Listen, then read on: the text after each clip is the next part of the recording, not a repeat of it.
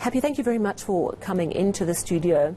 You know, if you look at the Springbok brand at the moment, which is on an all-time high, I would say, and then you look at a brand such as SAA, both of them are sub-brands really that flow into the bigger brand that is South Africa. Where are we? It's a problem. SAA is quite a resilient brand, being a national carrier. So there's a tick there. It will always remain strong. However, it's dented right now. And as a brand, as you might well know, there are certain attributes that are bestowed upon you depending on whether you can be trusted, which means if you make any promises, you've got to keep those promises. The problem with a brand like SAA going the negative route is the domino effect that it has on other South African brands, South African tourism, brands South Africa, the nation itself, as you said earlier. So it's a problem, yes. It's dented, and now it's dented on the side of reliability. When people know you are reliable, they will use you again. In fact, sometimes you can even be forgiven for being expensive if you're a reliable brand. Yes, and it's, if you look at SAA's reputation, it actually has a very good reputation in the marketplace as being a very good airline. I would imagine, am I right, that it takes a long time to build a good reputation and a heartbeat to destroy it? It takes a heartbeat to destroy it. And remember, OR Tambo is one of the many 50 mega hubs out there, but we're number 43. Except SAA controls 42% of what happens at OR Tambo. And within a period of 6 hours, within that window period, there's another potential 60,000 interconnections outside of South Africa.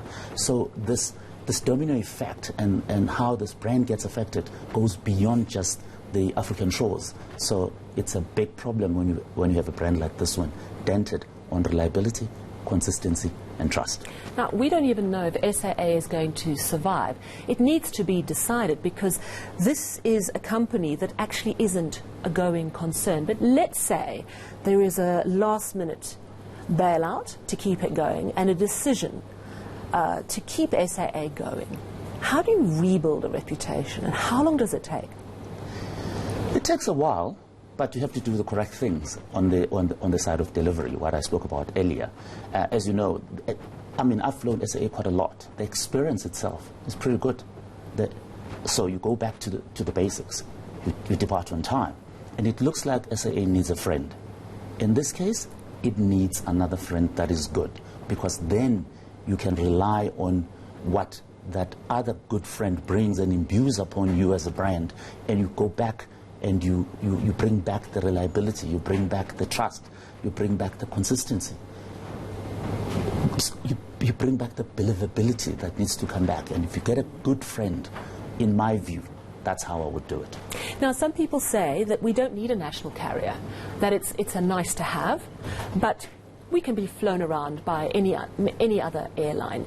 Do you think that losing SAA as a brand would affect our reputation as a country, or not?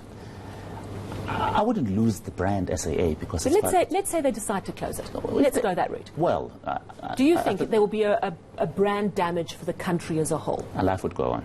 I think life would carry on. There's a whole lot of good brands out there that can come and take over.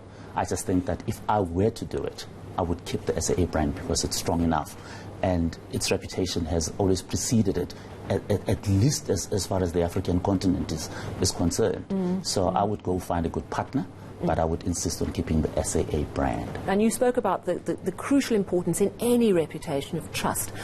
Trust and reliability, particularly though with an airline, where any hint of a lack of ability to trust an airline when we're up in the sky, that just has people terrified. Do you think, you said it's been dented, do you think that South Africans are just going to be extremely reluctant to book with SAA currently? I think over time, communication is going to be quite key, and how you communicate this in order to bring back the trust that we spoke about. This is a world of influencers, because this is a world of people that vote with their feet. So, however, consumer studies show that 63% people believe 63% of influencers, in terms of what it is that they will go with. So if you go and do your homework and talk to the people that really matter in order to get the to undent it and get undented. Panel beat it. Yes, panel beat it. In order to bring it back and bring the trust back, then you have to really communicate. I'm not talking the kind of communication that you see coming from some of these SOEs. I'm talking real experts rallying behind this thing in order to get it back to where it was. However, communication is not the be and end of this whole thing. Then you must deliver on what it is that you're communicating and promising. Absolutely. Thank you so much. Really appreciate you coming in to talk brands and the brand of SAA, which, as you say, is very dented at the moment. That was Happy Nshingile, brand expert.